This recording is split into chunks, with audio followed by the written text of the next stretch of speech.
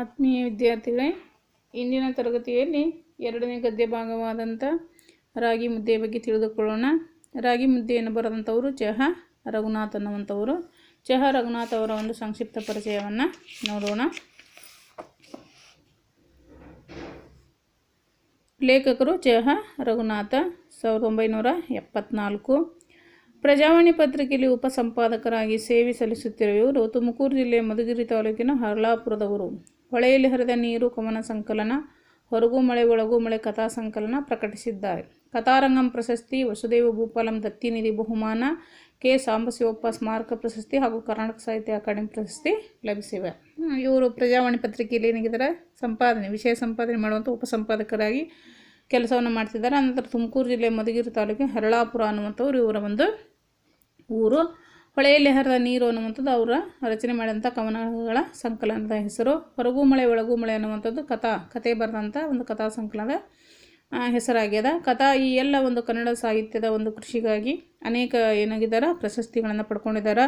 ಕಥಾರಂಗಂ ಪ್ರಶಸ್ತಿ ಮತ್ತು ವಸುದೇವ ಭೂಪಾಲಂ ದತ್ತಿನಿಧಿ ಬಹುಮಾನ, ಕೆ ಸಾಂಬಶಿವಪ್ಪ ಸ್ಮಾರಕ ಪ್ರಶಸ್ತಿ ಕೂಡ ಇವರಿಗೆ ಲಭಿಸುವುದರ ಜೊತೆಗೆ ಕರ್ನಾಟಕ ಸಾಹಿತ್ಯ ಅಕಾಡೆಮಿ ಕೂಡ ಇವರಿಗೆ ಪ್ರಶಸ್ತಿಯನ್ನು ನೀಡಿದೆ. ಇನ್ನು ಈ ಒಂದು ರಾಗಿ ಮುದ್ದೆಯನ್ನು ಯಾವ ಕಾರಣಕ್ಕೆ ಇಲ್ಲಿ ಗದ್ಯವನ್ನು ನೀಡಿದಾರ ಅನ್ನುವಂಥದ್ದು, ಹಳೆಯ ಬದುಕಿನಲ್ಲಿ ರಾಗಿ ಮುದ್ದೆಗಿರುವ ಮಹತ್ವವು ಲೇಖಕರು ಚಿತ್ರಿಸಿದ್ದಾರೆ. ಹಿಂದಿನ ಕಾಲದೊಳಗೆ ರಾಗಿ ಎಷ್ಟು ಮಹತ್ವದ್ದಾಗಿತ್ತು, ಇಂದಿನ ಕಾಲದೊಳಗೂ ಒಂದು ಹೆಚ್ಚಿನ ಒಂದು ಮಹತ್ವವನ್ನು ಪಡ್ಕೊಂಡದ.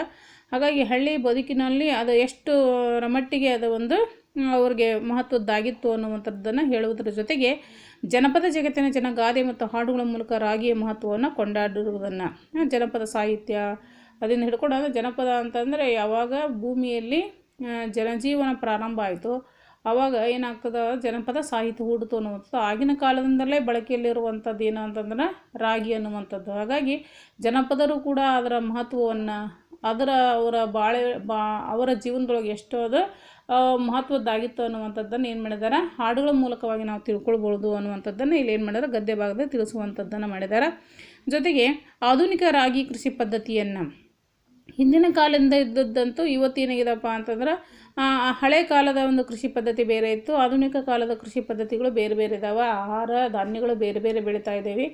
ಅದರೊಳ ಜೊತೆಗೆ ರಾಗಿನೂ ಕೂಡ ಇವತ್ತಿಗೂ ಕೂಡ ಬೆಳೀತಾ ಇದ್ದಾರೆ. ಆದರೆ ಆಗಿನ ಕಾಲಕ್ಕಿಂತ ಈಗಿನ ಕಾಲದೊಳಗೆ ಏನಾಗಿದ್ದಾರೆ ಅಂತಂದ್ರೆ ಹೆಚ್ಚು ರಾಗಿಯನ್ನು ಬೇರೆ ರೀತಿಯೊಳಗೆ ಬೆಳೆಯುವಂಥ ಕ್ರಮಗಳನ್ನು ವಿಧಾನಗಳನ್ನು ಕಂಡು ಹಿಡಿದಿದ್ದಾರೆ. ಅಂಥ ಒಬ್ಬ ಕಂಡುಹಿಡಿದಂಥ ವ್ಯಕ್ತಿ ರಾಗಿ ಲಕ್ಷ್ಮಣಯ್ಯ ಅಂತ ಬರ್ತಾರೆ. ಅವರನ್ನು ಪರಿಚಯಿಸುವುದರ ಜೊತೆಗೆ ಈ ಒಂದು ರಾಗಿಯ ಮಹತ್ವ, ರಾಗಿಯ ಒಂದು ಮಹತ್ವವನ್ನು ಹೇಳುವುದರ ಜೊತೆಗೆ ಅದು ಏನು ಆರೋಗ್ಯದಿಂದ ಇರೋಲಿಕ್ಕೆ ಏನಾಗುತ್ತಾ ನಮಗೆ ಆಹಾರ ಕ್ರಮದಲ್ಲಿ ಅದು ಒಂದು ಕೂಡ ಅನ್ನುವಂಥದ್ದು. ಜೊತೆಗೆ ಒಂದು ಹಾಸ್ಯದ ರೀತಿಯೊಳಗೆ ಏನು ಮಾಡ್ತಾರಪ್ಪ ಅಂತಂದ್ರೆ ಈ ಗದ್ಯ ಭಾಗವನ್ನು ಇಲ್ಲಿ ಈ ಚಹಾ ರಘುನಾಥ್ ಅವರು ಬರೆದಿದ್ದಾರೆ.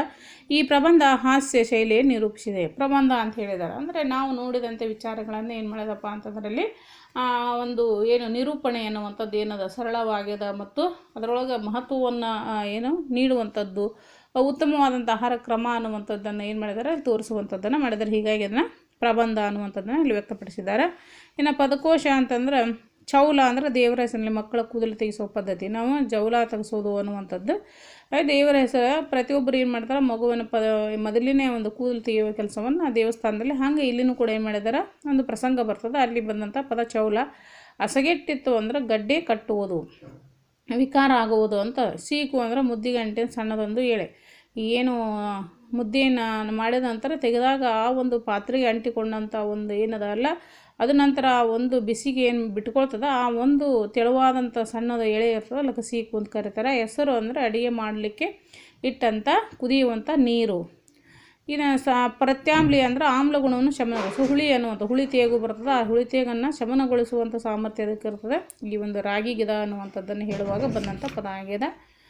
ಇನ್ನು ರಾಗಿ ಮುದ್ದೆ ಅಂತಂದು ಯಾಕೆ ಇದಕ್ಕೆ ಹೆಸರಿಟ್ಟಿದ್ದಾರಪ್ಪ ಅಂತಂದರೆ ಇಲ್ಲಿ ಹೇಳಬೇಕಾಗಿರುವಂಥದ್ದು ಏನು ಅನ್ನುವಂಥದ್ದು ಮುಖ್ಯವಾಗಿರ್ತದೆ.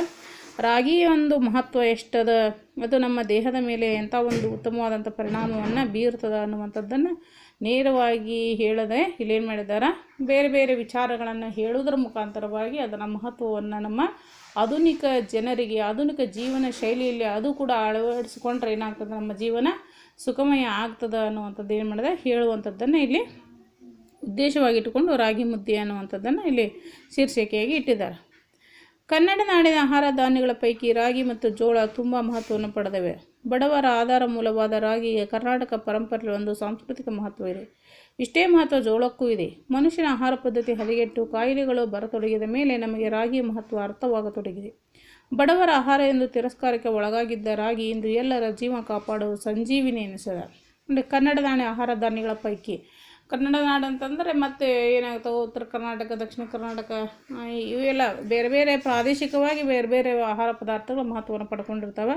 ಅದಕ್ಕೆ ಹೆಚ್ಚು ಏನಪ್ಪ ಅಂದ್ರೆ ರಾಗಿ ಮತ್ತು ಜೋಳ ಎರಡನೇ ಯಥೇಚ್ಛವಾಗಿ ಬಳಸುವಂಥದ್ದು. ಉತ್ತರ ಕರ್ನಾಟಕ ಏನಾಗ್ತದೆ, ಹೆಚ್ಚು ಜೋಳವನ್ನು ಬಳಸಿದರೆ ಆ ಕಡೆ ಎಲ್ಲ ಏನು ಮಾಡ್ತಾರೆ, ಮಂಗಳೂರು, ಬೆಂಗಳೂರು ಆ ಕಡೆ ಹೆಚ್ಚು ರಾಗಿಯನ್ನು ಬಳಕೆಯಲ್ಲಿ ಇರುವಂಥದ್ದು. ಹೀಗಾಗಿ ಎರಡು ಮಹತ್ವವನ್ನು ಪಡ್ಕೊಂಡವ. ಜೊತೆಗೆ ಬಡವರ ಆಧಾರ ಮೂಲವಾಗಿದ್ದ ರಾಗಿ, ಬಡವರ ಆಧಾರವಾಗಿದ್ದಂಥದ್ದು ಅಂತಂದರೆ ಈಗಿನ ಕಾಲಕ್ಕೆ ಬಡವರಿಗೆ ಅಂತಂದರೆ ಇವತ್ತು ₹1 kg ಅಕ್ಕಿಯನ್ನು ಕೊಡ್ತಾ ಇದ್ದಾರೆ. ಹೀಗಾಗಿ ರಾಗಿ ಅದರ ಅಕ್ಕಿ ಸಲುವಾಗಿ ಏನಾಗಿದೆ, ರಾಗಿ ಮಹತ್ವ ಕಳ್ಕೊಂಡದ. ಜೊತೆಗೆ ಮತ್ತು ಆಧುನಿಕ ಜೀವನ ಶೈಲಿ ಒಳಗೆ ಏನಾಗಿಬಿಟ್ಟದಪ್ಪ, ಮತ್ತು ರಾಗಿ ಒಂದು ಹೆಜ್ಜೆ ಅಕ್ಕಿಗಿಂತ ಒಂದು ಹೆಜ್ಜೆ ಏನಾಗಿದೆ ಅಂತಂದ್ರೆ ಮುಂದೆ, ಯಾಕಂದ್ರೆ ಆರೋಗ್ಯದ ದೃಷ್ಟಿಯಿಂದ ನೋಡೋದಾದರೆ. ಹೀಗಾಗಿ ಜೋಳ ಮತ್ತು ರಾಗಿ ಏನಾಗಿದ್ದಾವಪ್ಪ ಅಂತಂದರೆ ಎರಡು ಮಹತ್ವವನ್ನು ಪಡ್ಕೊಂಡವು. ಕರ್ನಾಟಕ ಪರಂಪರೆಯಲ್ಲಿ ಒಂದು ಸಾಂಸ್ಕೃತಿಕ ಮಹತ್ವ ಅದ. ಅಂದರೆ ನಮ್ಮ ಜೀವನ ಶೈಲಿ ಒಳಗೆ ಕರ್ನಾಟಕ ಜೀವನದ ಒಳಗಡೆ ಏನಾಗಿದ್ದಾವೆ, ಎರಡು ಮಹತ್ವನ ರಾಗಿ ಮತ್ತು ಜೋಳ ಅನ್ನುವಂಥದ್ದು. ಮತ್ತು ಜೋಳಕ್ಕೂ ಇದೆ. ಮನುಷ್ಯನ ಆಹಾರ ಪದ್ಧತಿ ಹದಗೆಟ್ಟು ಕಾಯಿಲೆಗಳು ಬರತೊಡಗಿದ ಮೇಲೆ ಇವತ್ತೇನದ ಮೊದಲು ರಾಗಿಯೇ ಭಾಳ ತುಂಬ ಏನಾಗಿತ್ತು, ಆಹಾರ ಧಾನ್ಯದೊಳಗೆ ಬಡವರಿಗೂ ಆಗಿತ್ತು. ಆದರೆ ಇತ್ತಿತ್ತಲಾಗಿ ಏನಾಯ್ತಪ್ಪ ಅಂದ್ರೆ ಸರ್ಕಾರದ ಒಂದು ಯೋಜನೆಗಳು ಬಂದ ನಂತರ ಯಥೇಚ್ಛವಾಗಿ ಅಕ್ಕಿಯನ್ನು ಬೆಳೆಯುವ ಪ್ರಮಾಣ ಹೆಚ್ಚಾದಾಗ ಆ ಅಕ್ಕಿನ ಬಳಕೆ ಮಾಡುವುದರಿಂದ ರಾಗಿ ಏನಾಗಿತ್ತಪ್ಪ ಅಂದರೆ ಜನಜೀವನದಿಂದ ಹಿಂದೆ ಸರಿದಿತ್ತು ಅನ್ನುವಂಥದ್ದು. ಆದರೆ ಇವತ್ತೇನಾಗಿದೆ ಅಂತಂದ್ರೆ ನಮ್ಮ ಒಂದು ಜೀವನ ಶೈಲಿ ಬದಲಾವಣೆಯಾಗಿದೆ. ಹಾಗಾಗಿ ಅನೇಕ ನಾನಾ ಕಾಯಿಲೆಗಳು ಬರತೊಡಗಿದಾವೆ. ಈ ಕಾಯಿಲೆಗಳಿಂದ ನಮ್ಮ ದೇಹವನ್ನು ರಕ್ಷಣೆ ಮಾಡ್ಕೋಬೇಕಪ್ಪ ಅಂತಂದ್ರೆ ಮತ್ತೆ ಏನು ಮಾಡಬೇಕಾಗಿದೆ, ನಾವು ರಾಗಿಯ ಮೊರೆ ಹೋಗಬೇಕಾಗಿದೆ. ರಾಗಿ ಆಹಾರ ಧಾನ್ಯಗಳನ್ನು ಏನು ಮಾಡಬೇಕಾಗಿದೆ, ನಾವು ರಾಗಿಯನ್ನೇ ಹೆಚ್ಚೆಚ್ಚು ನಮ್ಮ ಜೀವನದೊಳಗಡೆ ನಾವು ಆಹಾರ ಸೇವನೆ ಮಾಡೋದ್ರೊಳಗೆ ಅದನ್ನು ಬಳಸ್ಕೋಬೇಕಾಗಿದೆ. ಹೀಗಾಗಿ ರಾಗಿಗೆ ಮತ್ತೆ ಏನಾಗಿದೆಪ್ಪ ಅಂದ್ರೆ ಮಹತ್ವ ಬಂದದ ಅನ್ನುವಂಥದ್ದು. ರಾಗಿಯ ಮಹತ್ವ ಅರ್ಥವಾಗತೊಡಗಿದೆ. ಇತ್ತೀಚಲಾಗಿ ಮತ್ತು ನಮಗೆ ರಾಗಿ ಎಷ್ಟು ಮಹತ್ವದ್ದಾಗ್ಯದ ಅನ್ನುವಂಥದ್ದು ಇತ್ತೀಚೆಗೆ ನಮಗೆ ಏನಾಗಿತ್ತು, ಅರಿವು ಉಂಟಾಗ್ಲಿಕ್ಕತ್ತದ. ಬಡವರ ಆಹಾರ ಎಂದು ತಿರಸ್ಕಾರಕ್ಕೆ ಒಳಗಾಗಿದ್ದ ರಾಗಿಂದ ಎಲ್ಲರ ಜೀವ ಕಾಪಾಡೋ ಸಂಜೀವನಿ. ಒಂದು ಕಾಲಕ್ಕೆ ಹಿಂದೆ ಏನಾಗಿತ್ತು, ಅದು ರಾಗಿ ಊಟ ಮಾಡ್ತಾರೆ, ರಾಗಿ ಮುದ್ದೆ ತಿಂತಾರಪ್ಪ ಅಂದ್ರೆ ಅವ್ರು ಬಡವರು ಅನ್ಕೋತಿದ್ರು. ಇವತ್ತು ಈ ರಾಗಿ ಊಟ ಮಾಡ್ತಾರಪ್ಪ ಅಂದ್ರೆ ಶ್ರೀಮಂತರ ಅನ್ನುವಂಥದ್ದು ಬಂದ್ಬಿಟ್ಟದೆ. ಯಾಕಂದ್ರೆ ಅನೇಕ ಕಾಯಿಲೆಗಳ ಏನಾಗಿದೆಪ್ಪ ನಮಗೆ ದೂರ ಮಾಡುವಂಥ ಸಾಮರ್ಥ್ಯವನ್ನು ಈ ರಾಗಿ ಪಡ್ಕೊಂಡದ. ಹೀಗಾಗಿ ಇವತ್ತು ಪ್ರತಿಯೊಬ್ಬರು ಏನು ಮಾಡತ್ತಾರಪ್ಪ ಅಂದ್ರೆ ರಾಗಿ ಗಂಜಿಯನ್ನು ಅಥವಾ ರಾಗಿ ಸೂಪನ್ನು ಇಲ್ಲಪ್ಪ ಅಂದ್ರೆ ರಾಗಿಯ ಒಂದು ಮುದ್ದೆಯನ್ನು ಪ್ರತಿ ಒಂದು ದಿವಸದೊಳಗೆ ಒಂದು ಹೊತ್ತಾದರೂ ಊಟ ಮಾಡುವಂಥ ಒಂದು ಪದ್ಧತಿನ ಏನು ಮಾಡ್ಕೊಂಡಿದ್ದಾರೆ, ಅಳವಡಿಸ್ಕೊಂಡಿದ್ದಾರೆ ಅನ್ನುವಂಥದ್ದು. ಹೀಗಾಗಿ ಇನ್ನೂ ತಿಳುವಳಿಕೆ ಇರಲಾರಂಥವರು ಮುದ್ದೆ ಏನು ಊಟ ಮಾಡೋದು, ಅದು ಕಪ್ಪಿಗೆ ಇರ್ತದೆ, ನಮಗೆ ಆಗಿ ಬರೋದಿಲ್ಲ ಅನ್ನುವಂಥ ಏನೋ ಧೋರಣೆ ಇರುವಂಥವ್ರು ಅದಲ್ಲ, ಅಂಥವರಿಗೆ ಮಕ್ಕಳಿಗೆ ಏನು ಮಾಡಬೇಕಾಗಿದೆ, ಈ ರಾಗಿ ಮಹತ್ವವನ್ನು ತಿಳಿಸ್ಕೊಡ್ಬೇಕು ಅನ್ನೋ ಕಾರಣಕ್ಕೆ ಈ ಗದ್ಯ ಭಾಗವನ್ನು ಇಲ್ಲಿ ಅಳವಡಿಸಿದ್ದಾರೆ ನೋಡಿ. ಗ್ರಾಮದ ಅಧಿದೇವತೆ ನಾಗಮ್ಮನ ದೇಗುಲಕ್ಕೆ ಮಗಳ ಚೌಲಕ್ಕೆಂದು ಬಂದಿದ್ದೆವು. ಅಣ್ಣನೊಂದಿಗೆ ಬಂದಿದ್ದವರು ದೇಗುಲದ ಅಂಗಳದ ಕಟ್ಟೆ ಮೇಲೆ ಹೋಗಿ ಕೂತೆ. ಆಗ ನನ್ನ ಮೂಗು ಮನಸ್ಸುಗಳ ತಕ್ಷಣ ಆವರಿಸಿಕೊಂಡಿದ್ದು ಹಿತವಾದ ಒಂದು ಪರಿಮಳ. ಅದೇ ದೇಗುಲಕ್ಕೆ ಹೊಂದಿಕೊಂಡಿದ್ದ ಒಂದು ಕಟ್ಟಡದ ನಿರ್ಮಾಣಕ್ಕಾಗಿ ಬಂದಿದ್ದ ಶ್ರಮಿಕರ ಗುಂಪೊಂದು ಕಟ್ಟೆ ಮೇಲಿನ ಮರದ ನೆರಳಿನಲ್ಲಿ ಬುತ್ತಿಗೆ ಮುಗಿಬಿದ್ದಿತ್ತು. ಆ ಬುತ್ತಿಯಿಂದ ಹೊರಹೊಮ್ಮುತ್ತಿತ್ತು ಮುದ್ದೆ ಹಾಗೂ ಕಿವುಚಿದ ಸಾರಿನ ಸೊಗಸಾದ ಘಮ. ಮುದ್ದೆಯನ್ನು ಮುರಿಯುತ್ತಾ ತುತ್ತುಗಳನ್ನು ಸಾರಿನ ಹೊರಳಿಸುತ್ತಾ ಅವರು ನುಂಗುತ್ತಿದ್ದರೆ ಇತ್ತ ನನ್ನ ಹಾಗೂ ಅಣ್ಣನ ನಾಲಿಗೆ ಮೇಲೆ ನೀರೊಡೆದಿತ್ತು. ಹಸಿವಿನಿಂದಾಗಿ ಜೊಂಪು ಹತ್ತಿದ ಕಣ್ಣುಗಳಲ್ಲಿ ಮುದ್ದೆಯ ಸಾಲು ಸಾಲು ಚಿತ್ರವು ಮೂಡಿಕೊಂಡು ಎದಕ್ಕೆ ಹೋಗಿದ್ದಾರೆ, ಗ್ರಾಮದ ಅಧಿದೇವತೆ ನಾಗಮ್ಮ. ಒಂದು ಅಂಕದ ಪ್ರಶ್ನೆ ಬರ್ತದೆ, ನೆನಪಿಟ್ಕೋಬೇಕು. ಗ್ರಾಮದ ಅಧಿದೇವತೆ ಯಾರು ಅಂದ್ರೆ ನಾಗಮ್ಮ. ಹೀಗಾಗಿ ಅವರು ಮೊದಲಿಗೆ ಏನಾಗಿರ್ತಾರೆ ಅಂತಂದ್ರೆ ಹಳ್ಳಿ ಒಳಗೆ ವಾಸಿಸ್ತಿರ್ತಾರೆ ಲೇಖಕರು. ಈಗ ಸಿಟಿ ಒಳಗೆ ಏನು ಮಾಡಿದ್ದಾರೆ ಇದ್ದಾರೆ. ಆ ಹಳ್ಳಿ ಒಳಗೆ ಗ್ರಾಮ ದೇವತೆ ಅಂತ ಏನಿರ್ತದೆ ನಾಗಮ್ಮ. ಆ ನಾಗಮ್ಮನ ದೇವಿಗೆ ಏನು ಮಾಡಿರ್ತಾರೆ, ಆ ಮಗಳಿಗೆ ಜವಳ ತೆಗೆಸ್ಬೇಕಂತಂದು ಅಲ್ಲಿಗೆ ಬಂದಿರ್ತಾರೆ. ಬಂದ ದಿವಸ ಎಲ್ಲ ಹೆಣ್ಣು ಮಕ್ಕಳೆಲ್ಲ ಕಾರ್ಯಕ್ರಮಕ್ಕೆ ಸಿದ್ಧತೆ ಮಾಡ್ತಿರ್ತಾರೆ. ಅಷ್ಟೊತ್ತಿಗೆ ಏನು ಮಾಡ್ತಾರೆ, ಈ ಲೇಖಕರು ಏನು ಮಾಡ್ತಾರೆ, ಒಂದು ಹಂತಲ್ಲಿ ದೇಗುಲ ಅಂದ್ರೆ ದೇವಸ್ಥಾನದ ಒಂದು ಹತ್ತ ಹೋಗಿ ಕಟ್ಟಿ ಮೇಲೆ ಕುತ್ಕೊಂಡಿರ್ತಾರೆ. ಇನ್ನೊಂದು ಆ ದೇವಸ್ಥಾನದ ಪಕ್ಕಕ್ಕೆ ಏನಾಗಿರ್ತದಪ್ಪ, ಕಟ್ಟಡ ನಿರ್ಮಾಣ ಆಗ್ತಿರ್ತದೆ. ಆ ಕಟ್ಟಡ ನಿರ್ಮಾಣಕ್ಕೆ ಕೆಲಸಗಾರರು ಬಂದಿರ್ತಾರೆ. ಇವ್ರು ಹೋಗಿ ಕುತ್ಕೊಂಡಾಗ ಏನಾಗ್ತದೆ, ಊಟದ ಸಮಯ ಆಗ್ತದೆ. ಆ ಕಟ್ಟಡ ನಿರ್ಮಾಣಕ್ಕೆ ಬಂದಂಥ ಎಲ್ಲ ಕಾರ್ಮಿಕರು ಏನು ಮಾಡ್ತಾರೆ, ತಮ್ಮ ಊಟದ ಗಂಟನ್ನು ತೆಗೆದುಕೊಂಡು ಬಂದು ಊಟ ಮಾಡಲಿಕ್ಕೆ ಪ್ರಾರಂಭಿಸ್ತಾರೆ. ಈ ಲೇಖಕರು ಹಾಗೆ ನೋಡ್ಕೋತ ಕುಂತಾಗ ಅವರು ಬುತ್ತಿಗಂಟು ಬಿಚ್ಚಿ ಊಟ ಮಾಡೋಕೆ ತೋಡ್ಲಿಕ್ಕನ ಆ ಬುತ್ತಿಗಂಟಿಂದ ಒಂದು ಸುವಾಸನೆ ಬರ್ತದೆ. ವಾಸನೆ ವಾಸನೆ ಬರ್ತದೆ, ಊಟದ ವಾಸನೆ ಬರ್ತದೆ ಆಹಾರದ್ದು. ಇದು ಏನಂತ ನೋಡಲಿ ಅವ್ರಿಗೆ ಏನಾಗ್ತದೆ, ಆ ವಾಸನೆಯಿಂದ ತಿಳ್ಕೊತಾರೆ ಲೇಖಕರು. ಅಯ್ಯೋ ಇದು ಇವರು ಊಟ ಮಾಡಕತ್ತಿರೋದು. ಹಾಗಾದ್ರೆ ಏನಂತಂದರೆ ಮುದ್ದೆ, ರಾಗಿ ಮುದ್ದೆ ಉಣ್ಲಿಕ್ಕತ್ತಿದ್ದಾರೆ. ಅದು ಏನಪ್ಪ ಅಂದ್ರೆ ಕಿವುಚಿದ ಸಾರು ಅಂತಂದ್ರೆ ಸಾಕಷ್ಟು ಏನು ತರಕಾರಿಗಳನ್ನು ಹಾಕಿ ಸೊಪ್ಪುಗಳನ್ನು ಹಾಕಿ ಮಾಡಿದಂಥ ಸಾರಿನೊಳಗೆ ಈ ರಾಗಿ ಮುದ್ದೆ ಏನು ಮಾಡಕತ್ತಾರ, ಊಟ ಮಾಡಕತ್ತಾರ. ಭಾಳ ಉತ್ತಮವಾದಂಥ ಪರಿಮಳ ಬರಾಕತ್ತು ಬಿಡ್ಲಿಕ್ಕನ ಅವ್ರ ಅಣ್ಣ ಬರ್ತಾರೆ. ಅವ್ರ ಅಣ್ಣ ಬಂದ್ಬಿಟ್ಲೆ ಅವರು ಕೂತ್ಕೊಂತಾರೆ. ನಾವು ಈಗಾಗಲೇ ಭಾಳ ದಿನ ಆಗಿಬಿಟ್ಟದ ರಾಗಿ ಮುದ್ದೆ ಮತ್ತು ಕಿವುಚಿದ ಸಾರು ಊಟನೇ ಮಾಡಿಲ್ಲ. ಈಗ ಆಧುನಿಕ ಶೈಲಿಯಾಗೆ ಏನಾಗಿದ್ದಾರೆ, ಒಳಪಟ್ಟಿದ್ದಾರೆ. ಹಿಂದಿನ ಕಾಲದೊಳಗೆ ಅವರ ತಂದೆ ಮೇಷ್ಟ್ರಾಗಿದ್ದಾಗ, ಅವ್ರು ಹಳ್ಳಿ ಒಳಗೆ ವಾಸಿಸಿದಾಗ ಅವರು ಇದೇ ಥರದ ಊಟವನ್ನು ಮಾಡ್ತಿದ್ರು. ಅವ್ರಿಗೂ ಏನಾಗ್ತದೆ, ಆ ಒಂದು ಊಟದ ಒಂದು ರುಚಿ ಏನಾಗ್ತದೆ, ನಾಲಿಗೆಗೆ ಮೂಗಿಗೆ ಬಂದಾಗ ನಾಲಿಗೆ ಮೇಲೆ ನೀರು ಹೊಡಿತದೆ. ಇಷ್ಟು ರುಚಿಯಾಗಿತ್ತು ಮುದ್ದೆ ಮತ್ತು ಸಾರು ಅನ್ನುವಂಥದ್ದು.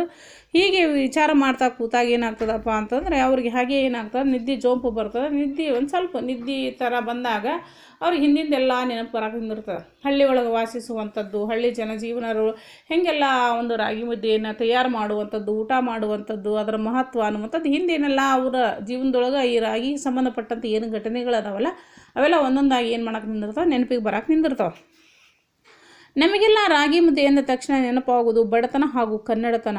ಒಂದು ಪ್ರದೇಶದ ಆಹಾರ ಪದ್ಧತಿಗೂ ಸಂಸ್ಕೃತಿಗೂ ತಳಕು ಹಾಕುವುದಾದರೆ ರಾಗಿಯನ್ನು ಬಿಡುವಂತಿಲ್ಲ. ರಾಗಿ ಮುದ್ದೆಯನ್ನು ಹೊರತುಪಡಿಸಿದ ಕನ್ನಡ ಸಂಸ್ಕೃತಿಯ ಬಗ್ಗೆ ಮಾತನಾಡುವಂತಿಲ್ಲ. ಅದಕ್ಕೆ ಇಲ್ಲಿ ಹೇಳ್ತಾರೆ, ಈ ರಾಗಿ ಮುದ್ದೆ ಅಂತಂದ ತಕ್ಷಣ ಏನಾಗ್ತದೆ, ಎರಡು ನೆನಪು ಬರ್ತಾವೆ.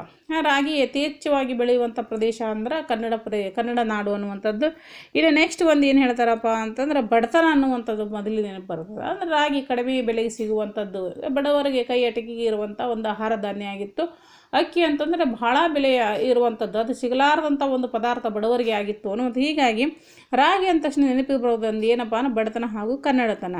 ಈ ಒಂದು ಪ್ರದೇಶದ ಆಹಾರ ಪದ್ಧತಿಗೂ ಈ ಕನ್ನಡತನ ಅನ್ನುವಂಥದ್ದು ಯಾಕೆ ನೆನಪು ಬರ್ತದಪ್ಪ, ಒಂದು ಪ್ರಾದೇಶಿಕತೆ ಒಳಗೆ ಒಬ್ಬೊಬ್ಬರ ಒಂದು ಏನಿರ್ತದೆ ಜನರ ಆಹಾರ ಪದ್ಧತಿ ಏನದ ಅಂತಂದರೆ ವಿಶೇಷವಿರ್ತದೆ ಅಂತ. ಹಾಗಾಗಿ ಇಲ್ಲಿ ರಾಗಿಗೂ ಕನ್ನಡಿಗರಿಗೂ ಒಂದು ವಿಶೇಷವಾದಂಥ ಸಾಮ್ಯ ಅದ ಅನ್ನುವಂಥದ್ದು ಹೇಳಿದ್ದಾರೆ. ಸಂಸ್ಕೃತಿಗೂ ತಳಕು ಹಾಕುವುದಾದರೆ ಅವರ ಸಂಸ್ಕೃತಿಗೂ ಅವರ ಜನಜೀವನಕ್ಕೂ ಒಂದೇನೋ ಜೋಡಿಸ್ಬೇಕಪ್ಪ ಅಂತಂದ್ರೆ ಇಲ್ಲಿ ಏನಾಗ್ತದೆ, ರಾಗಿಯನ್ನು ಬಿಡಾಕಿಲ್ಲ. ಬೇರೆ ಬೇರೆ ವಿಚಾರಗಳು ಬಂದಾಗನೂ ಕೂಡ ಅನೇಕ ಲಕ್ಷಣಗಳು ಹೆಂಗದವ, ಕನ್ನಡಿಗರ ಒಂದು ನೆಲ ಆಗಿರ್ಬೋದು, ಭಾಷೆ ಆಗಿರ್ಬೋದು, ಹೆಂಗೆ ಒಂದೊಂದು ಸಂಬಂಧದ ಅದೇ ಥರ ಏನಾಗ್ತದಪ್ಪ ಅಂತಂದ್ರೆ ಇಲ್ಲಿಯೂ ಕೂಡ ಈ ರಾಗಿಗೂ ಒಂದು ಏನಾಗದ ಸಂಬಂಧ ಬರ್ತದೆ ಅನ್ನುವಂಥದ್ದು. ರಾಗಿನ ಬಿಡುವಂತೆಲ್ಲ, ರಾಗಿ ಮುದ್ದೆಯನ್ನು ಹೊರತುಪಡಿಸಿ ಕನ್ನಡ ಸಂಸ್ಕೃತಿ ಬಗ್ಗೆ ಮಾತನಾಡುವಂತೆಲ್ಲ. ಹೀಗಾಗಿ ಅದನ್ನು ಮಾತಾಡೋಕ್ಕಾಗೋದಿಲ್ಲ. ರಾಗಿಯನ್ನು ಏನು ಮಾಡ್ತಾವಪ್ಪ ಅಂತಂದ್ರೆ ನಮ್ಮ ಸಂಸ್ಕೃತಿಯೊಳಗೆ ಅದು ಒಂದು ಹಾಸು ಹೊಕ್ಕಾಗ್ಯದ. ಹಳ್ಳಿಯ ಚಿತ್ರಣ ನೆನಪಿಸಿಕೊಳ್ಳಿ. ಹೊಲದ ಬದಿಯ ಬೃಹತ್ ಮರ, ಆ ಮರದ ನೆರಳಲ್ಲಿ ಹೊಲದೊಡತಿ ನೆತ್ತಿ ಮೇಲೆ ಹೊತ್ತು ತಂದ ಬುತ್ತಿ ಬಿಚ್ಚಿಟ್ಟಿದ್ದಾಳೆ. ಮಧ್ಯಾಹ್ನದ ಊಟಕ್ಕೆ ಗುಂಪುಗೂಡಿದ ಒಬ್ಬೊಬ್ಬರ ಕೈಯಲ್ಲಿ ಒಂದೊಂದು ರಾಗಿ ಮುದ್ದೆಯನ್ನು ಅದುಮುತ್ತ ಇಡೀ ಮುದ್ದೆಯನ್ನೇ ಬಟ್ಟಲಿನ ಆಕಾರಕ್ಕೆ ಬದಲಿಸುತ್ತಾರೆ. ಆ ಮುದ್ದೆ ಗುಂಡಿಯಲ್ಲಿ ಸಾರನ್ನು ಗೊಜ್ಜನ್ನು ತುಂಬಿಸಿಕೊಂಡು ಎಡ ಅಂಗೈ ಕುಣಿಯಲ್ಲಿ ಪೌಡಿಸಿದ ಮುದ್ದೆ ಮೇಲ್ಭಾಗದಿಂದ ತುತ್ತಾಗಿ ಮುರಿಯುತ್ತಾ ನುಂಗುತ್ತಾ ಇರುತ್ತಾರೆ. ಮುಂದೆ ಕರಗುವ ವೇಳೆಗಾಗಲೇ ಅಂಗೈಯಲ್ಲಿ ಮತ್ತೊಂದು ಮುದ್ದೆ ಪ್ರತ್ಯಕ್ಷ. ಅದೇ ಹಳ್ಳಿಯ ಬದುಕು, ಇದು ದುಡಿಯುವ ಜನರ ಬದುಕು. ಬಡತನ ಅಂತಂದು ನೆನಪಾಗ್ತದೆ ಅಂತಂದ್ವಿಲ್ಲ, ಅದಕ್ಕೆ ಹೇಳಿದ್ದಾರೆ. ಪಾಪ ಬಡವರಿದ್ದವರೆಲ್ಲ ಶ್ರೀಮಂತರ ಹೊಲಕ್ಕೆ ಏನು ಮಾಡ್ತಾರೆ, ಕೆಲಸಕ್ಕೆ ಬರ್ತಾರೆ. ಆ ಕೆಲಸಕ್ಕೆ ಬಂದಂಥವ್ರು ಊಟಕ್ಕೆ ತರೋದಿಲ್ಲ, ಕೆಲಸ ಮಾಡೋದಷ್ಟೇ. ಏನು ಕೆಲಸಕ್ಕೆ ಕರ್ಕೊಂಡಂಥವ್ರು ಮನೆಯವರೇ ಏನು ಮಾಡ್ತಾರಪ್ಪ ಅಂದ್ರೆ ಅವ್ರಿಗೆಲ್ಲ ಊಟ ಹಾಕುವಂಥದ್ದು ಹಿಂದಿನ ಕಾಲದೊಳಗೆ ಇರುವಂಥದ್ದು. ಈಗಿನ ಕಾಲದಲ್ಲ, ಅತಿ ಹಿಂದಿನ ಕಾಲದೊಳಗೆ ಕೆಲಸಕ್ಕೆ ಬಂದ್ರಪ್ಪ ಅಂದ್ರೆ ಅವ್ರು ಊಟ ಹಾಕಿ ಅವ್ರು ಕೆಲಸ ಮಾಡಿಸ್ಕೊಂಡು ಏನು ಮಾಡ್ತಿದ್ರು, ಕಳಿಸುವಂಥದ್ದು. ಹೀಗಾಗಿ ಇಲ್ಲಿ ಏನಾಗ್ತದೆ ಅಂತಂದರೆ ಮನೆದೊಡತಿಯ ಹೊಲದ ಏನು ಕರ್ಕೊಂಡಿರ್ತಾರೆ ಕೆಲಸಕ್ಕೆ, ಆ ಹೆಣ್ಮಗಳು ಮಧ್ಯಾಹ್ನ ಹೊತ್ತಿಗೆ ಊಟಕ್ಕೆ ಏನು ಮಾಡ್ತಾಳೆ, ಆಳಿಗೆಲ್ಲ ಮನೆಯವರು ಇರ್ತಾರೆ, ಮನೆಯವ್ರ ಜೊತೆ ಒಂದಿಷ್ಟು ಕೆಲಸದ ಆಳುಗಳು ಇರ್ತಾರೆ, ಅವ್ರಿಗೆಲ್ಲನೂ ಏನು ಮಾಡ್ತಾಳೆ ಆಕೆ ಅಂದ್ರೆ ಊಟಕ್ಕೆ ತೊಗೊಂಬರ್ತಾಳೆ. ಆ ಊಟಕ್ಕೆ ತಂದ್ರಪ್ಪ ಅಂದ್ರೆ ಹೊಲದೊಳಗೆ ಒಂದು ದೊಡ್ಡ ಮರ ಇರ್ತದೆ, ಬೃಹತ್ ಮರ ಅಂದ್ರೆ ಹೊಲದ ದಂಡಿಗೆ ಒಂದು ಬೃಹತ್ ಮರ ಅಂದ್ರೆ ದೊಡ್ಡದಾದಂಥ ಮರ ಇರ್ತದೆ. ಆ ಮರದ ಹತ್ತಿರ ಬಂದು ಎಲ್ಲರೂ ಏನು ಮಾಡ್ತಾರೆ, ಗುಂಪಾಗಿ ಕುಂದಿರ್ತಾರೆ. ಕುಂತಾಗ ಏನು ಮಾಡ್ತಾರೆ ಅಂತಂದ್ರೆ ಏನೂ ಹೆಚ್ಚಿಲ್ಲ, ಇಷ್ಟೊಂದು ನಮ್ಮ ಏನು ಈಗಿನ ಆಧುನಿಕ ಆಹಾರ ಪದ್ಧತಿ, ಆಹಾರನೇ ಕಡಿಮೆ ಇರ್ತದೆ, ಅದಕ್ಕೆ ಬಳಕೆ ಮಾಡುವಂಥ ಪಾತ್ರೆಗಳು ಏನಿರ್ತಾವಪ್ಪ ಅಂತಂದ್ರೆ ಅವೇ ಹೆಚ್ಚಿಗೆ ಇರ್ತಾವೆ ಅನ್ನುವಂಥದ್ದು. ಹಾಗಾಗಿ ಅಲ್ಲಿ ಅವರಿಗೆಲ್ಲ ಏನು ಮಾಡ್ತಾವಪ್ಪ ಅಂದ್ರಕ್ಕೆ ಏನೂ ತಿಂದಿರಲ್ಲ, ಮುದ್ದೆ ಮತ್ತು ಸಾರು ತೊಗೊಂಬಂದಿರ್ತಾಳೆ. ಏನು ತಿನ್ನಲಿಕ್ಕೆ ನೀಡಲಿಕ್ಕೆ ಅಂತಂದು ಏನೋ ಚಮಚ ಪ್ಲೇಟು ಏನೂ ಇರೋದಿಲ್ಲ. ಅದಕ್ಕೆ ಏನು ಮಾಡ್ತಾವಪ್ಪ ಅಂದ್ರೆ ಎಲ್ಲರ ಕೈಯೊಳಗೆ ಒಂದೊಂದು ಮುದ್ದೆ ಗುಂಡು ಇಡ್ತಾಳೆ. ಮೊದಲಿಗೆ ಅವ್ರು ಆ ಮುದ್ದೆ ಗುಂಡನ್ನು ಅದಿಮಿ ಅಂತಂದ್ರೆ ಏನು ಮಾಡ್ತಾರೆ, ಅದನ್ನು ಬಟ್ಟಲಿನ ಆಕಾರ ಮಾಡ್ತಾರೆ, ಬಟ್ಟಲು ಥರ ಮಾಡ್ಕೋತಾರೆ, ತಗ್ಗು ಮಾಡ್ಕೋತಾರೆ. ಅದ್ರೊಳಗೆ ಆ ಗುಂಡೊಳಗೆ ಆ ತಗ್ಗು ಮಾಡ್ದವ ಆ ತಗ್ಗಿನೊಳಗೆಲ್ಲ ಏನು ಮಾಡ್ತಾರೆ, ಸಾರು ಹಾಕ್ತಾರೆ. ಸಾರು ಹಾಕಿದಾಗ ಅವ್ರ ಮೇಲಿಂದ ಮುದ್ದೆಯನ್ನು ತೆಗೆದು ಏನು ಸಾರೊಳಗೆ ಎದ್ದುಕೊಂಡು ತಿಂದ್ರಪ್ಪ ಅಂತಂದ್ರೆ ಮುದ್ದೆ ಮತ್ತು ಸಾರು ಏನಾಗ್ತದೆ, ಖಾಲಿ ಆಗ್ತದೆ. ಇನ್ನೂ ಹೆಚ್ಚು ತಿನ್ಬೇಕನ್ನೋರು ಮತ್ತೊಂದು ಮುದ್ದೆ ಕೊಟ್ರಪ್ಪ ಮತ್ತು ಅದೇ ಬಟ್ಟಲಿನ ಆಕಾರ ಮಾಡೋದು, ಅದರೊಳಗೆ ಸಾರು ಹಾಕ್ಕೊಳ್ಳೋದು. ಈ ರೀತಿ ಏನು ಮಾಡ್ತಾರೆ, 1-2 ಮುದ್ದೆ ಗುಂಡನ್ನು ತಿಂದ್ರಪ್ಪ ಅಂತಂದು ಏನಾಗ್ಬಿಡ್ತದೆ, ಅವ್ರದ್ದು ಊಟ ಮುಗಿದು ಹೋಗ್ತದೆ. ಇಷ್ಟು ಸರಳವಾದಂಥದ್ದು. ಮತ್ತು ಅಷ್ಟೊತ್ತಿನಾಗ ಊಟ ಮಾಡಿದ್ರಪ್ಪ ಅಂದ್ರೆ ಸಂಜೆ ಮಟ್ಟದ ಏನಾಗೋದಿಲ್ಲ, ಅವ್ರಿಗೆ ಹಸಿವೆ ಅನ್ನೋದೇ ಆಗೋದಿಲ್ಲ. ಅಷ್ಟು ಏನಿರ್ತದಪ್ಪ ಅಂತಂದ್ರೊಳಗೆ ಭಾಳ ಕಡಿಮೆ ಹೆಚ್ಚು ಕಾಲಾವಧಿಯೊಳಗೆ ಜೀರ್ಣ ಆಗುವಂಥದ್ದು, ಶಕ್ತಿಯನ್ನು ಕೊಡುವಂಥದ್ದು ಯಾವುದಾಗಿತ್ತಪ್ಪ ಅಂದ್ರೆ ರಾಗಿ ಮುದ್ದೆ ಆಗಿತ್ತು ಅನ್ನುವಂಥದ್ದು. ಇನ್ನು ಮುದ್ದೆಗೆ ಸಂಬಂಧಿಸಿದಂತೆ ನನ್ನ ಬಾಲ್ಯದ ನೆನಪಿಂದ ಅಚ್ಚೊತ್ತಿರುವ ಕರಿಯನು ನೆನಪಾಗುತ್ತಾನೆ. ಅಪ್ಪ ಮೇಷ್ಟ್ರಾಗಿದ್ದ ದಿನಗಳು. ಊರಿನ ಹೋಟೆಲೊಂದರಲ್ಲಿ ಕರಿಯ ಕಸಮುಸರೆ ಬೆಳೆಯುತ್ತಿದ್ದ. ನೋಡಲಿಕ್ಕೆ ಅವನು ದೊಡ್ಡದೊಂದು ರಾಗಿ ಮುದ್ದೆಯಂತೆಯೇ ಕಾಣುತ್ತಿದ್ದ. ಮಕ್ಕಳಾದ ನಮ್ಮ ಪಾಲಿಗೆ ಅವನು ಆಶ್ಚರ್ಯದ ವಸ್ತು. ಅವನ ನಿಜವಾದ ಹೆಸರು ಯಾರಿಗೂ ಗೊತ್ತು. ನೋಡಲಿಕ್ಕೆ ಕಪ್ಪಗಿದ್ದರಿಂದ ಕರಿಯ ಎನ್ನುತ್ತಿದ್ದೆವು. ಈ ಬಲಭೀಮ ನಮ್ಮ ಮನೆಯ ಪಕ್ಕದ ಬೋರ್ವೆಲ್ಗಾಗಿ ನೀರಿಗಾಗಿ ಬರುತ್ತಿದ್ದ. ನೀರು ಪಾತಾಳದಲ್ಲಿ ನೆಲೆ ನಿಂತ ಊರದು. ಎಷ್ಟು ಜೋರಾಗಿ ಜಗ್ಗಿದರೂ ಚಿಮ್ಮುತ್ತಿದ್ದುದು ದಾರದಷ್ಟೇ ದಪ್ಪದ ನೀರು. ಆ ಬೋರ್ವೆಲ್ ಬಡದೆ ಅಮ್ಮನ ಹೊಟ್ಟೆ ಹಸಗೆಟ್ಟಿತ್ತು. ನಾವೆಲ್ಲ ನೀರಿಗಾಗಿ ಪ್ಲಾಸ್ಟಿಕ್ ಬಿಂದಿಗೆಗಳನ್ನು, ತಾಮ್ರದ ಕೊಡಪಾನಗಳನ್ನು ತಂದರೆ ಕರಿಯ ದೊಡ್ಡದೊಂದು ಬಾನಿಯೇ ತರುತ್ತಿದ್ದ. ಬೋರ್ವೆಲ್ಲನ್ನು ಅವನು ಜೋರಾಗಿ ಜಗ್ಗುತ್ತಿದ್ದರೆ ಅದರ ದಡಬಡ ಸದ್ದು ಪರ್ಲಾಂಗು ದೂರ ಅನ್ನೊರಣಿಸುತ್ತಿತ್ತು. ಇವನ ಬಲಪ್ರಯೋಗಕ್ಕೆ ಬೋರ್ವೆಲ್ ಎಲ್ಲಿ ಮುರಿದು ಹೋಗುತ್ತದೋ, ಮುರಿದರೆ ಮೈಲು ದೂರದಿಂದ ನೀರು ಹೊತ್ತು ತರಬೇಕಾಗುತ್ತದೋ ಅನ್ನುವ ಭಯ ನಮ್ಮದು. ಮಣ್ಣಿನ ಅರಿವಿ ತುಂಬಿದಾಗ ಅದನ್ನು ಸಲೀಸಾಗಿ ಭುಜದ ಮೇಲಿರಿಸಿಕೊಂಡು ಸಾಗುವ ಕರಿಯನ್ನು ನೋಡಿದರೆ 2 ಬೃಹತ್ ಗುಡಾನುಗಳು ಒಟ್ಟಿಗೆ ರಸ್ತೆಯಲ್ಲಿ ಸಾಗುತ್ತಿರುವಂತೆ ಭಾಸವಾಗುತ್ತಿತ್ತು. ಈ ಕರಿಯನ ಶಕ್ತಿಯ ಮೂಲವಾದರೂ ಯಾವುದು? ಹೋಟೆಲ್ನಲ್ಲಿ ಉಳಿಯುವ ಸೀಕು ಬಾಕುಗಳಲ್ಲಿ ಅವನ ಹೊಟ್ಟೆ ತುಂಬುತ್ತಿತ್ತ ಗೊತ್ತಿಲ್ಲ. ನೋಡಿ, ಹಳ್ಳಿ ಒಂದು ಜೀವನ ಅಂತಂದರೆ ಹೇಗಿರ್ತದೆ, ಬಡವರ ಜೀವನ ಹೇಗಿರ್ತದೆ ಅನ್ನುವಂಥ ಎರಡೂ ಕೂಡ ಬಡತನದ ಒಂದು ವಿಚಾರವನ್ನು ಹೇಳ್ತದೆ. ಮುದ್ದೆಗೆ ಸಂಬಂಧಿಸಿದ ನನ್ನ ಬಾಲ್ಯ ನೆನಪಿನಲ್ಲಿ ಅಂದರೆ ಸಣ್ಣ ಮಕ್ಕಳಿದ್ದಾಗ ಒಂದು ಏನದ ಒಬ್ಬ ವ್ಯಕ್ತಿ ದೈತ್ಯವಾಗಿ ಇರುವಂಥ ವ್ಯಕ್ತಿ, ಅದು ಹೇಗಿರ್ತಾನೆ, ಭಾಳ ಕಪ್ಪಗಿರ್ತಾನೆ, ಭಾಳ ದಷ್ಟಪುಷ್ಟವಾದಂಥ ವ್ಯಕ್ತಿ ಕಪ್ಪು ಇರ್ತಾನೆ. ಆತ ಏನು ಮಾಡ್ತಿರ್ತಾನೆ ಕೆಲಸಪ್ಪ ಅಂದ್ರೆ ಹೋಟೆಲ್ ಒಳಗೆ ಕೆಲಸ ಮಾಡ್ತಾನೆ. ಅದು ಏನು ಅಡುಗೆ ಮಾಡೋ ಕೆಲಸ ಬೇರೆ ಅಲ್ಲ, ಅಡುಗೆ ಮಾಡೋದಪ್ಪ ಅಂತ ಮಾಡ್ತಿರ್ತಾನೆ, ಅಲ್ಲೇ ಊಟನೂ ಮಾಡಬಹುದು ಅನ್ನೋದು. ಆದರೆ ಅಡುಗೆ ಮಾಡೋದಲ್ಲ, ಕಸಮಸರಿ ಕೆಲಸ ಮಾಡ್ತಿರ್ತಾನೆ. ಆತ ಕಸಮಸರಿ ಮಾಡಿದವಂತ ಏನು ಮಾಡ್ತಾನೆ, ಈ ಬೋರ್ವೆಲ್ಲಿಗೆ ನೀರಿಗೆ ಬರ್ತಾನೆ. ಬೋರ್ವೆಲ್ಲಿಗೆ ನೀರು ಬಂದ್ರೆ ಆ ಬೋರ್ವೆಲ್ ಒಳಗೆ ಹೆಂಗಪ್ಪ ಅಂದ್ರೆ ಪಾತಾಳದೊಳಗೆ ನೆನೆ ನಿಂತಂಥ ನೀರು ಅಂದ್ರೆ ಭಾಳ ಬಡಿಬೇಕು. ಎಷ್ಟು ಬಡಿದ್ರೂ ಕೂಡ ಎಷ್ಟು ಬರ್ತದಪ್ಪ ಅಂದ್ರೆ ಒಂದು ದಾರದಷ್ಟೇ ಏನು ಮಾಡ್ತದೆ, ನೀರು ಸುರಿತದೆ ಅದ್ರೊಳಗೆ. ಅಂಥ ಒಂದು ಬೋರ್ವೆಲನ್ನು ಒಂದೇ ಕೈಲಿಂದ ಏನು ಮಾಡ್ತಿದ್ನಪ್ಪ ಅಂದ್ರೆ ಅವ್ನು ಹೊಡಿತಿದ್ದ. ಒಂದೇ ಕೈಲಿ ಹೊಡೆದು ಎಲ್ಲರೂ ಕೊಡಪ್ಪ ಅಂತಂದ್ರೆ ಅವ ಒಂದು ದೊಡ್ಡ ಹರಿವಿನ ತೊಗೊಂಬಂದ್ಬಿಡವ. ಹರಿವಿ ದಡ್ಡ ಬಡ್ಡ ಮಾಡಿ ಹರಿವಿ ತುಂಬಿಸ್ತಿತ್ತು. ಅವ ಏನೋ ದೂರಿಂದನೋ ಏನು ಮಾಡ್ತಿತ್ತು, ಆ ದಡ್ಡ ಬಡ್ಡ ಸದ್ದು ಕೇಳಿಸ್ತಿತ್ತು. ಯಾರು ಹೊಡಿತಿದ್ದಾರಪ್ಪ ಅಂದ್ರೆ ಏನು ಗೊತ್ತಾಗಬೇಕು, ಆ ಹೋಟೆಲಿನ ಕರಿಯಾನ ಏನು ಮಾಡಾಕತ್ತೇನ, ಅದನ್ನು ಬಡಿಯಾಕತ್ತೇನ, ಬೋರ್ವೆಲ್ ಹೊಡ್ಯಾಕತ್ತೇನ ಅನ್ನುವಂಥದ್ದು. ಹೀಗಾಗಿ ಅವ ಎಷ್ಟು ದಡ್ಡ ಬಡ್ಡ ಹೊಡೆದ್ರು ದಾರದಷ್ಟು ನೀರು ಬಂದು ಆ ಹರಿವಿ ತುಂಬ್ತಾಯಿತ್ತು. ಹರಿವಿ ತುಂಬ್ತಪ್ಪ ಅಂತಂದ್ರೆ ಯಾರೋ ಒಬ್ಬರು ಸಹಾಯ ಪಡ್ಕೊಂಡು ನಾವೇನೇನು ಮಾಡಲಿಲ್ಲ, ಹೊತ್ಕೊಂಡು ಹೋಗ್ದಿಲ್ಲ, ತಾನೇ ಒಬ್ಬನೇ ಅಂದರೆ ಎತ್ತಿ ಸಲೀಸಾಗಿ ಏನು ಮಾಡ್ತಿದ್ದ, ಹೆಗಲ ಮ್ಯಾಗ ಇಟ್ಕೊಂಡು ಹೋಗ್ತಾ ಇದ್ದ. ಹೀಗಾಗಿ ಇದನ್ನು ನೋಡಿದಂಥ ಈ ಮಕ್ಕಳಿಗೆ ಅನ್ನಿಸ್ತಿತ್ತಪ್ಪ ಅಂತಂದ್ರೆ ಇಷ್ಟು ದೊಡ್ಡ ಹರಿವಿಯನ್ನು ತಾವೊಬ್ಬನೇ ಏನು ಮಾಡ್ತಾನೆ, ಈ ಎತ್ತನಲ್ಲ ಅವೇನು ತಿಂತಿರ್ಬೋದು, ಅಷ್ಟು ಶಕ್ತಿ ಬರಬೇಕಪ್ಪ ಏನು ತಿಂತಿರ್ಬೋದು ಅಂತಂದು ಅವೆಲ್ಲ ವಿಚಾರ ಮಾಡ್ತಿದ್ವಿ.